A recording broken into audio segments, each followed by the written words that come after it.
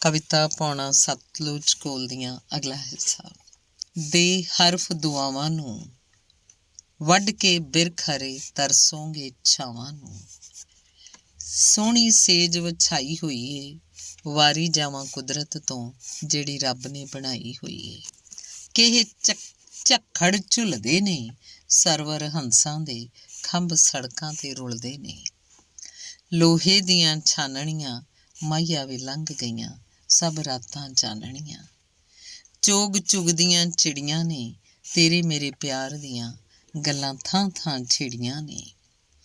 ਪਾਣੀ ਖਾਲ ਦਾ ਕੋਸਾ ਏ, ਆ ਮਿਲ ਮਾਹੀਆ ਵੇ ਕਿਹੜੇ ਜਨਮਾਂ ਦਾ ਰੋਸਾ ਏ। ਚਿੱਟੇ ਫੁੱਲ ਨੇ ਕਪਾਹਾਂ ਦੇ, ਬਾਲੋ ਤੈਨੂੰ ਯਾਦ ਕਰਕੇ ਰੁੱਖ ਰੋਂਦੇ ਰਾਹਾਂ ਦੇ। ਫੁੱਲ ਟਾਹਣੀਓਂ ਤੋੜ ਲਿਆ, ਰੁੱਸਿਆਂ ਸੱਜਣਾ ਨੂੰ ਜਾ ਜਾ ਕੇ ਮੋੜ ਲਿਆ।